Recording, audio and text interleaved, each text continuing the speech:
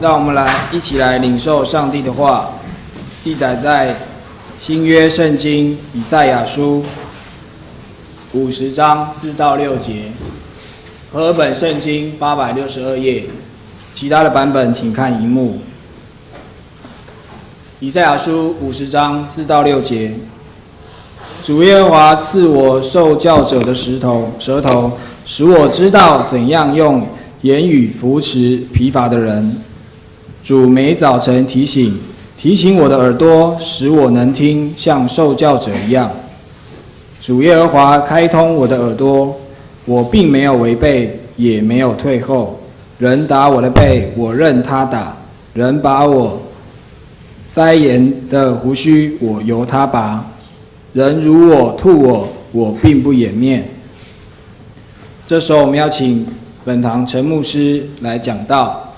题目是能听与受教。我们同心来祷告。慈爱的阿爸父神，我们向你献上感恩。主，使我们有能听的耳，能够听主你的话语。主，你是大牧者，你的羊听你的声音。主，恳求主，让我们有个受教的心，在你的话语当中能够明白神你的旨意，也让我们能够遵行，不违背，不退后。祷告祈求，奉靠耶稣的名，阿们。弟兄姐妹平安，新年恭喜！祝大家龙年平安，龙神益人。请跟你旁边弟兄姐妹用这句话来祝福：龙年平安，龙神益人。农历年的龙年，我们要在龙安街开拓一间教会，所以我用龙安嘉光福音中心写了一首诗，在我们周报上面有个空格，这空格呢，也是要让大家不是抄，你可以回去创作。诗是这样写：龙腾虎跃迎新春，安定在天主赐恩，迦南信徒齐心志，光照桃园使命生，福气临门喜乐城，音乐歌声赞美神，中保耶稣是救主，心存感恩做仆人。龙安嘉光福音中心，我想这是我们迦南教会的意向，对外是宣教的教会。我们要在农历年的过后第一个一开始我们就要在那边来开设做感恩的礼拜。也期待我们每个弟兄姐妹能够来参与代祷付出。我们在周报上面也有提醒大家，让我们每个弟兄姐妹都会有机会去到这个福音中心，去成为这个支持者，成为这个支援者，成为这个服侍者。我们也期待能够在龙安街这个地方、文中路这一带，能够把上帝的爱分享、传给这许多的人、许多的百姓。毕竟在桃园市的人口已经突破40万，但是在教会数仍然非常稀少，而在长老教会甚至不到5间的教会，所以我们期待龙安福音中心能够成为长老教会在桃园市的第5间的教会，能够升格为支会，成为堂会，能够在龙安街在桃园市的西南区为主成为光，成为盐。而在今天也是除夕，到了除夕，我相信也是大家可能1年来最轻松，但也有可能是最忙碌的一天。最轻松是因为工作了1整年，终于可以放假，好好休息。但是最忙碌呢，可能也是不同的忙碌，要准备今天晚上的围炉，可能要返乡过节，订车票，要开车，要去很多地方，要安排计划。不论是轻松或是忙碌，但是我们在除夕当中我们可能也要为我们身边有许多不轻松也不忙碌的人代祷，特别是独居的人、独自生活的人，或是一些可能没有办法返乡过节过年的人，我们可以用行动来表达对他们的关心和支持。在2006年有一则很不幸的消息就是有一个爸爸带着他的女儿，爸爸50几岁，女儿28岁，他们在南港的地方跳河。结果呢，过没多久，过了4个月之后，换妈妈带着另外2个儿子，妈妈也是50几岁，2个儿子都30几岁，同样的桥，同样的地方跳河，剩下最小的儿子20几岁，那时候剩下最小的儿子，一家6口有5个人跳河自尽，而只剩下这一个人。相信每年到了过年的时候，对他来讲是最感伤的时候，不晓得他怎么样在这社会上继续生存下去。而且从这个杂志的报道当中看见这一个唯一存活的这个最小的儿子，他的生活他的工作仍然不顺遂，仍然常常面临到裁员无薪假的冲击。我们呢需要伸出援手，在我们的身边或许有这样子的人，这样的弟兄，这样的姐妹，我们可能可以在今天当中拨个电话，传个简讯，或是邀请他可以一起来吃个饭，一起来围炉，让基督的爱能够分享与这些孤独、软弱、疲乏的人。同时，除了在分享爱之外，我们每一个人可能都会在家中举办大扫除，而我们也希望在教会能够有属灵的大扫除。我们已经在每年的跨年祷告会当中都有养成这个传统，建立一个传统，就在跨年祷告会当中，我们都会有一个认罪，做我们属灵的大扫除，让我们能够在进入新的一年，能够成为新造的人，成为新的开始。但是不论是大扫除、属灵的大扫除、除旧布新，成为新造的人，到底什么是成为新造的人？什么是成为新造的人的条件、必要条件？我相信有一个动作很重要，就是需要悔改。请我们一起说一次悔改。悔改这个字呢，有2个意思，就是懊悔加上改变。悔改就是我们心里面要为罪为义感到忧伤，为我们所犯的过错觉得痛悔，觉得懊悔，觉得难过、内疚、自责，都有可能。但是在懊悔当中，懊悔之余，我们需要有行动，需要有力量去改变。很多的人常常懊悔，到了年底的时候，对今年可能很多不顺利、不顺遂或是错误失败的事情感到后悔。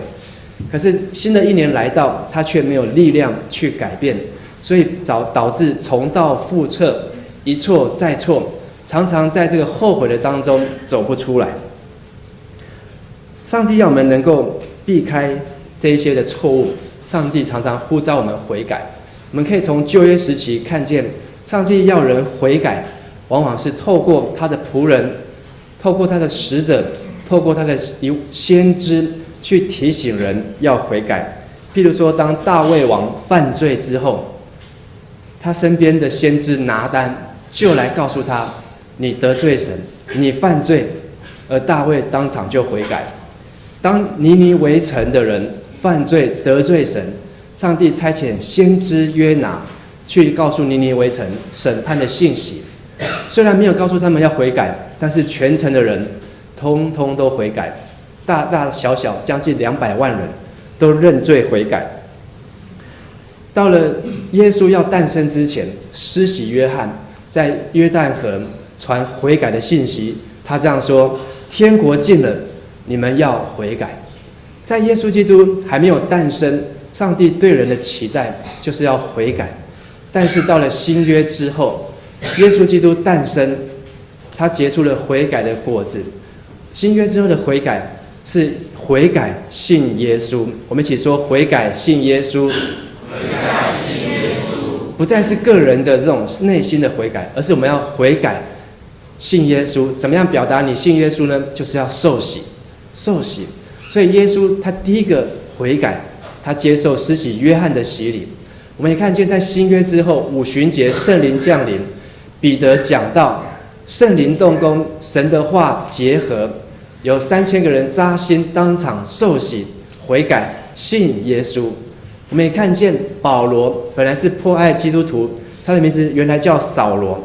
当他要去大马士革的路上捉拿基督徒的时候，有圣灵光照他，耶稣的话临到他，所以保罗悔改信耶稣，巴拿巴替他受洗。我们也看见第1世纪的教父奥古斯丁，他本来是一个重情享乐主义者，后来他接受了哲学，但是他在哲学当中思考人生的意义，觉得虚幻，他很爱辩论。一直到有一次他在米兰的花园当中，听到有声音叫他拿起来读，他就拿起来读，看到花园里面一本书是圣经，他就拿起来一看，罗马书13章14节，当披戴主耶稣，不要放纵肉体的情欲，为肉体所安排。他当场悔改，知道哲学不能救他的人生，他只有悔改信耶稣。所以到了新约之后，是由圣灵加上神的话，帮助人悔改来信耶稣。我们说圣灵加上神的话，圣灵加上神的话，而帮助人能够来信耶稣。所以在新的一年要来到之前，我们有什么样的事情要悔改呢？我们有什么样的过错需要由圣灵来提醒我们？圣灵光照加上神的话，我们除了懊悔，我们还要改变。而悔改成为新造的人，悔改的条件来自外在的条件，也有来自内在的条件。外在的条件就是可能有先知，可能有牧师，可能有属灵的长辈，有小组长，有区长来告诉你，你需要悔改，你需要改变。有圣经的话语帮助你，这是从外面而来，你接收到悔改的信息。那什么是悔改的内在条件呢？悔改的内在条件就是我们今天经节所读的，要成为一位受教者。我们一起说受教者。我们将今天的经节以赛亚书50章4到6节，我们再一起来读一次。主耶和华是我受教者的舌头，使我知道怎样用言语扶助疲乏的人。主每早晨提醒我的耳朵，使我能听，像受教者一样。主耶和华开通我的耳，我并违背，也没有退后。人打我的背，我任他打；人拔我腮颊的胡须，我由他拔；人怒我、吐我，我并不掩面。在这经节当中，第4节提到了2次受教者。其实在整卷圣经当中，受教者这个名词并不常出现，在耶利米书、在马太福音都有提到。耶稣说，凡文士受教做天国的门徒，好像主人从自己的仓里拿出新旧的东西，但是很少地方提到受教者这样的一个专有的名词。到底什么是受教者？从英文来看，它叫做 learn 的就是学习的，或是 teachable， 可以教导的人，成为一位受教者，他本身是一个要能够学习、愿意学习、能够教导。很久以前有个广告说，要刮别人的胡子之前，先把自己的刮干净。这句话在圣经里面，耶稣已经说过。我们一起来读：先去掉自己眼中的梁木，看得清楚，好去掉弟兄眼中的刺。当你想要帮助弟兄去除去他眼里面的那根刺，可是你看不清楚，因为你眼里面有梁木，你没有办法除去他眼中的刺。只有当我们自己先去掉眼中的梁木，看得清楚，才能够去帮助别人。有时候我们想要去服侍人，有时候我们想要去帮助人，一股热心，但是我们没有先成为一位受教者，我们眼中有梁木，所以我们帮助人越帮越怎样？越忙，越帮助他，这个人的问题越大，到最后问题没有解决，你也对他感到灰心，感到挫折，感到气馁，放弃。整个服侍的过程只能够用一场混乱草草来结束，草率来收拾。成为一位受教者，是帮助我们要能够去帮助别人。成为一位受教者，是让我们能够先除去自己眼中的梁木，才能够看得清楚之后，去帮助人，去除去别人眼中的那一根刺。所以我们可以回想看看，在圣经当中，上帝他拣选一个服侍的人，上帝拣选他的器皿，上帝是先拣选他的恩赐，还是拣选他的态度呢？上帝是先看他有什么样的恩赐，还是先看他有什么样的态度呢？世界级的布道家，这个叫做什么？布永康，开始想到布约翰，布永康。布永康呢，他成为一个宣教士，上帝呼召他之前，他跟上帝说：“上帝啊，你为什么要选择我？为什么要使用我？为什么要呼召我？我的英语又不好，我是德国人，我的英文不好，你让我去到非洲的地方传福音，而且我的头脑也不好，我是家里面功课最糟的，而且我很内羞，我很不是内羞，内向又很害羞，好，简称内羞。我很内向又很害羞，我讲话都讲不清楚，你为什么要选择我呢？”但是神回应他说：“你不是我的第一顺位，在你前面还有2个人，但是第一个我拣选他，他不愿意；第二个我呼召他，他愿意，可是不顺服，所以你是我找的第3个人。”布永康马上告诉神：“神啊，你不用再找第4个，我愿意，我也要顺服。”上帝看重他的态度，所以他在非洲的事工非常的有果效。10年多前，他就看见一本杂志叫做《100万大复兴》，一场布道会当中，100万个人决志信主。今天他的目标是带领世界上有5亿的人决志，而他已经超过了2亿，到达3亿这样的一个数字，不但快速的带领人决志和信主。所以我们可以看见一个人的态度能够被上帝使用，这就是受教者所拥有的。受教者在今天的经节当中很简单，有2个必要的条件，一个就是能听的耳，我们一起说能听的耳。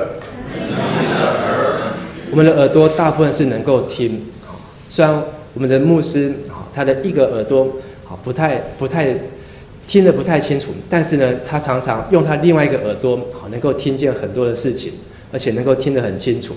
但是我们大部分人都有2个耳朵可以听，而且能够听到各种声音。但是圣经里面告诉我们，成为一个受教者，你要能听的耳，不只是这个看得见的耳朵，更是你属灵的耳朵。常常在一个团体当中，最害怕的事情就是有人他的错误被指责出来的时候，他却不愿意接受。我们可以来思想，如果或是你有这样的经验，当有人告诉你某某人你做错了，你这个事情不对，你这个事情做得不好，通常你会有什么样的反应？你可能会马上解释，你可能心里面会马上排斥拒绝，你可能会恼羞成怒，都有可能。但是成为一个受教者，要学习的是一个能听的耳，愿意听各样的声音，特别是指正的声音。我们说指正的声音。如果我们没有能听的耳，可能我们所说的话，别人也听不进去。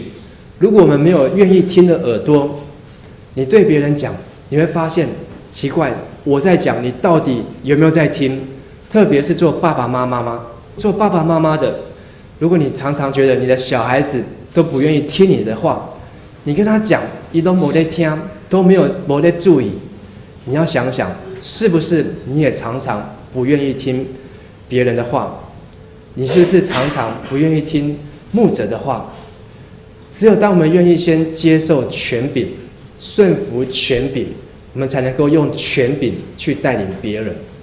权柄这件事情真的是一件很奥妙的事情，所以成为一个能听的耳，除了要听，要能够顺服之外，还有一个很重要的，就是要能够听见神微小的声音。罗马书告诉我们说，圣灵亲自用说不出的叹息为我们祷告。请问叹息有多大声？有听到我在叹息吗？这是透过麦克风。如果不要用麦克风，我在这边叹息，可能坐在后排的人你都听不到。圣灵为我们的祷告声音这么小声，你要怎么样能够听见？一定要能够安静下来。所以能听的耳，除了你要能够听，你要能够选择，你要能够分辨，把一些世间的杂音，把一些世上干扰的声音，能够把它 turn off， 把它关闭、关掉。可能你想想看，你的耳朵常常是什么声音？现在眼睛一闭起来，会进入你的耳朵里面的声音，可能是音乐的声音，可能是打电脑键盘的声音，有可能是你在工作的地方机器在运转的声音，有可能是你在上班里面同事办公室在接电话的声音，都有可能冲入在你的耳朵，充满在你的耳里面。但是神提醒我们的耳朵，把我们耳朵特别拉出来，要你听，就是要听主的声音。听主的声音是神所对我们的期许。你的耳朵受造是为了要听神的话语。告诉你旁边弟兄姐妹，你的耳朵受造是为了要听主的话语。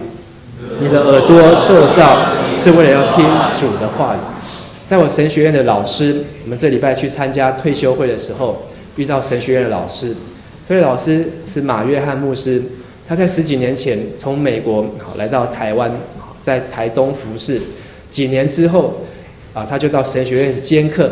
神学院发现，这位老师很有恩赐，所以慰留他，请他在神学院要开课，成为神学院专任老师。所以我们就有机会接受他的教导。他常常教导我们要灵修，特别在灵性形成的这个部分，他是非常的有恩赐，帮助他神学院的学生在灵性形成的方面。但是呢，在神学院一段时间之后，2年前，因为他的妈妈在美国年纪大生重病，所以这个马牧师的哥哥还有弟弟一直来电话，要他要回去美国分担照顾妈妈的责任。好，所以呢，他祷告之后，他很难过的跟学校请辞，便把他所有的东西，一切的东西，车子都送给了人。然后呢，他就回到美国，然后在一间美国教会牧会，这个教会很大，2000多个人，长老有27位，还有另外4位牧师，而他是主任牧师，他也去接受挑战。他想说，他可能就要在这个教会一直待到退休，因为他已经50几岁，他可能要委身在这个教会，再也没有什么机会可以回到台湾。但是呢，他回到美国，我们也是常常收到他的消息。收到他的这种代祷信，他说呢，他在美国牧会，但是呢，他每天还是要读这个华语的圣经，和合本的圣经，他没有废掉他的中文，因为他在台湾学了10几年的中文，他还是常常学习用中文读经，为台湾代祷，很关心台湾的同工。所以呢，他有机会回来台湾，1年之后他也回来台湾请安。然后我们台湾的总干事去到美国，也跟美国的总会说，马约翰牧师是我们台湾基督长老教会派来美国长老教会的宣教师。好，所以他有一天还要回来我们台湾。马牧师呢，他在这样子的一个当中，1年多后，有声音他说，圣灵对他说，你要回来台湾，你要回来台湾。哇，这对马牧师来讲，他听见这样的信息，他觉得不可能，他觉得不可能。第一个是他哥哥弟弟要他回来，他哥哥弟弟不可能要他回去。第二个，他妈妈老迈有病在身，所以不可能需要他照顾。同时，这间教会27个长老，4个牧师，不可能让他回去，2000个会友，不可能让他回去。对他来说，他觉得这一切都不可能。但是呢，他祷告，上帝一直提醒他的耳朵，你要回台湾，你要回台湾。结果呢，他没有违背，他也没有退后，他就祷告之后，感动越来越强烈，他就去跟他哥哥弟弟分享。哥哥弟弟说好，但是你要自己跟妈妈说。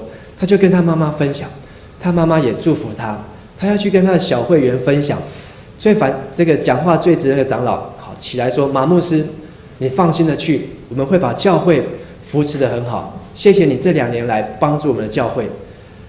然后呢，他又跟会友分享，会友在散会之后跟他说，马牧师，其实我们知道有一天你一定会回台湾。他说为什么？因为你每次讲到台湾的时候，你的眼睛就亮起来。然后所以呢，就这样很顺利的，他在去年8月就回到台湾。然后我们郑牧师知道之后，马上邀请他，11月希望他能够来，但是他已经被排满了。但是呢，牧师跟他预约今年6月他还会来我们教会，同时会有一整个下午的时间，有信徒的讲座，帮助我们在灵性的部分能够塑造。你可以看见，当我们有一个能听的耳，能够化不可能为可能。在人来看，在人所不能的，但是在神凡事都能。所以我们要学习成为受教者，要具备能听的耳。最后，我们还要能够有一个受教的心。我们一起说受教的心。受教的心。我们再把这个第6节来读一次：人打我的背，我任他打；人把我两腮颊的胡须，我由他拔；人怒我、吐我，我并不掩面。打你的背，拔你的胡须，吐口水在你的脸上，这对犹太人来讲，可能你也会不舒服，但是对犹太人来讲，这就是最严重的羞辱。好像我们今天台湾人，欠钱之后要羞辱他，会做什么？拿喷漆在他门口写“欠钱不还”，好像就羞辱他的意思。对犹太人来讲，这是最严重的羞辱。但是先知以赛亚他说，就算面对最严重的羞辱、最百般的刁难，我不掩面，打我的背，给他打；拔我的胡须，给他拔；吐口水在我脸上，我擦都不擦掉。为什么要这样做？是因为有一个受教的心。受教的心在这地方让我们看见，这个受教心就是愿意为了神的旨意、神的计划、神的呼召，为了神的旨意能够成全，甘愿受苦。好像耶稣基督，他就是有一个受教的心，他为了完成天父的旨意、天父他的计划，所以他甘愿受辱，甘愿在十字架上受苦受难。好像保罗为了完成耶稣基督对他的呼召，他甘愿忍受鞭打，忍受捆绑，忍受监禁，忍受传难，忍受凌虐，被石头丢，各样的痛苦他都甘之如饴。当我们有一个受教的心智，甘心为基督受苦的时候，你不是忍受，反而是享受。当你甘心为基督受苦，不是忍受，而是享受。跟你旁边人说，不是忍受，而是享受。在英文里面有一句话叫做 enjoy， 就是享受 enjoy。但是呢，这个 enjoy 呢，当我们能够为基督受苦，甘心忍受，你就能够 enjoy， 在喜乐当中来享受，在喜乐当中来度过苦难，不再是忍受，而是享受。所以，当我们能够有一个受教的心，能听的耳，愿意受教，为了耶稣基督甘愿受苦受难，不是说你在为了考试受苦。如果你是为了自己的成绩受苦受难，为了自己的工作受苦受难，为了自己的名声受苦受难，好，这是你该得的。但是你为了耶稣基督而受苦受难，这是一个受教者他所拥有的心。而受教者他也不会怨天，不会尤人，他会越服侍越侍奉越甘甜，心里面不会有苦毒，不会有怨恨，不会有计较，而是充满喜乐，充满感恩。我看见在我们台前这些年轻人，他们的确有一个蛮具有受教的心，因为昨天晚上他们也在同样的地方聚会，同样的讲道，同样的信息，同样的内容。我想说，他们今天可能献完诗之后，等一下祷告之后就会开始绕跑，结果他们还是做得很好，而且还抄笔记，好，让我也很感动。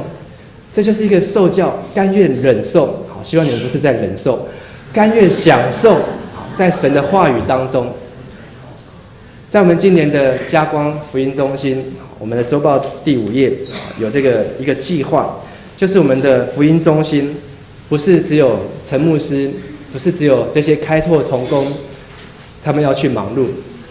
在我们牧师的意向是，全教会要一起来开拓这间的教会。所以我们可能在这一年当中，我们会有一些责任、重担、压力。所以第5页就是一个责任表。我们有一个计划，就是每一个弟兄，迦南教会弟兄姐妹都要有机会到嘉光福音中心来聚会、参与，来付出、来服侍。希望你能够在你来的那一个礼拜当中，可以邀请你住在那附近的朋友、慕道友，但是不要去找那个别的教会的人，不要去找别的教会的人来，是找那个地区你的同学、你的学生，可能是你的同事，就住在文中、住在隆安、住在西南区，有可能住在内坜，都可以利用你去的那2周，邀请他能够来福音中心。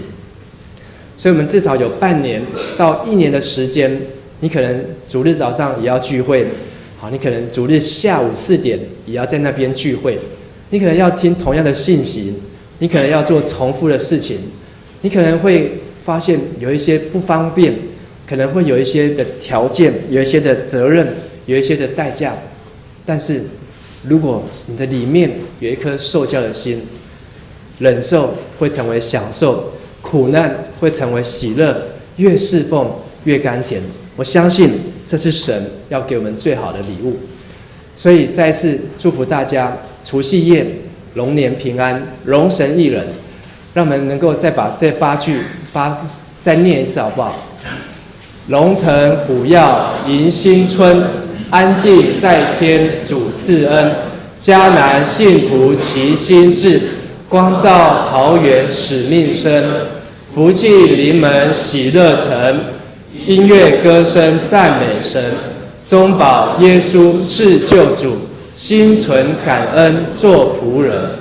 期待我们每一个弟兄姐妹在新的一年能够配合教会的意向，能够对外成为一个宣教教会，对内成为一位祈祷教会。今天的默想有3点。好，第一点是让我们能够在新春当中用以赛亚书50章4节到6节，求主每早晨提醒你的耳朵，听主的声音，听牧者的声音。第二，当有人指出你的错误的时候，或是神告诉你该改变的地方的时候，不要马上排斥、反驳、拒绝，而是安静、感谢、感恩，并且为这样的事情祷告。第三，如果你的孩子、你的同工、你的下属常常不听你的话，你也要常常向主来问主啊，我是不是没有能听的耳？我们一起来祷告。慈爱的父神，我们谢谢你呼召我们能够成为迦南教会的一份子。主，我们要为迦南教会的意向常常向主来祷告。主，你呼召我们要成为一个肢体。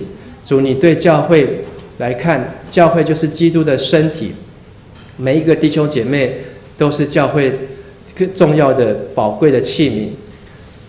主，求你祝福赐福，在新的一年迦南教会的意向，在教会的事工都能够顺利来推展，特别在我们所要订定的开拓教会的计划，还有社区事工、青年事工，以及包括今年我们要再增聘一位传道做青年事工。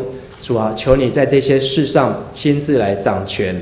主，也让我们在各部的事工当中，主啊，能够有一个能听的耳，有一个受教的心，能够与神同工，有一个愿意顺服的态度，来成就神美好的旨意。